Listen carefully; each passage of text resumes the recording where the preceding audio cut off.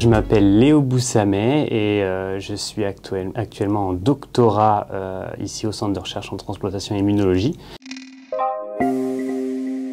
Moi j'ai d'abord un master en biologie, donc dans la recherche, et j'ai fait un deuxième master, donc on parle de bioinformatique, c'est-à-dire l'utilisation de tous les outils informatiques qui nous aident à interpréter nos différents résultats. Donc j'ai un petit peu cette double casquette de bioinformaticien et de biologiste également.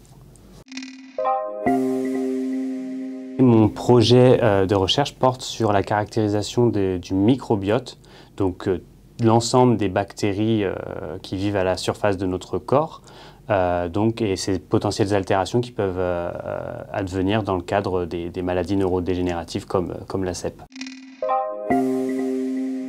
L'intérêt des chercheurs pour le microbiote est quelque chose d'assez récent en fait, parce qu'auparavant on n'avait pas forcément les outils suffisants pour les étudier.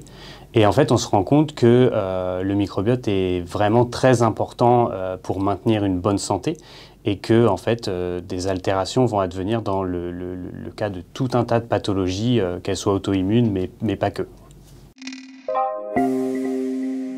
Le microbiote intestinal a été assez fortement caractérisé ces dernières années, mais le microbiote oral, c'est-à-dire les bactéries qui vivent dans notre salive ou au contact de nos gencives, a été un petit peu oublié.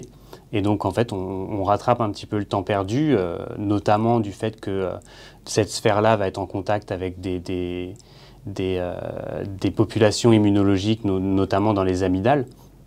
Donc en fait, c'est important de savoir ce qu'on y trouve et quelles interactions il peut y avoir entre notre système immunitaire et les bactéries de notre bouche.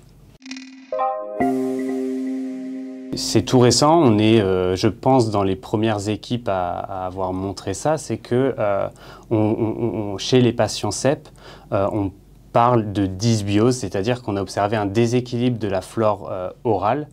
Donc, il va y avoir un certain nombre de bactéries qui sont plus représentées ou moins représentées que dans la population générale. Et donc, ça va impacter l'équilibre global de la flore buccale.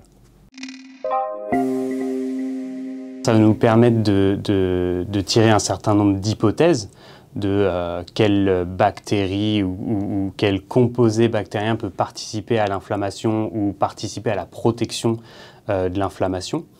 Ça peut être aussi utilisé en diagnostic ou en suivi de l'évolution de la maladie, par exemple en réponse à un traitement, est-ce que mon microbiote va se normaliser ou pas?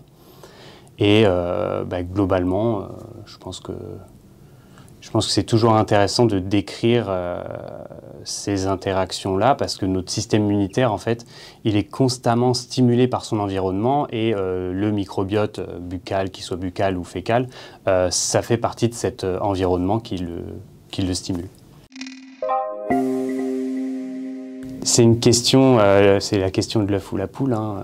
On me la pose souvent d'ailleurs. À titre personnel, je pense que ce n'est pas une cause, donc c'est plutôt la conséquence, mais ce déséquilibre donc, qui est probablement engendré par la maladie va continuer et participer à la chronicité de l'inflammation. Donc en fait, on rentre dans un espèce de cercle vicieux pro-inflammatoire une fois que le microbiote oral et fécal est déséquilibré. Et en fait, peut-être que moduler le microbiote permettrait de sortir un peu de ce cercle et donc de peut-être faire moins de poussées ou des choses comme ça. Mais c'est pas je ne pense pas que ce soit la cause de la maladie. Non. Là, ça va faire 2 ans que je suis sur ce projet. Et idéalement, ça serait bien de se diriger tout doucement vers des essais cliniques, donc peut-être tout d'abord sur des modèles animaux.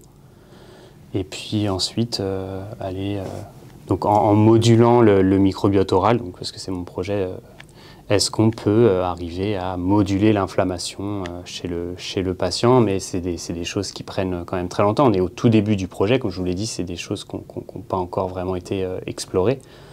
Donc à un horizon d'au moins 10 ans, quoi.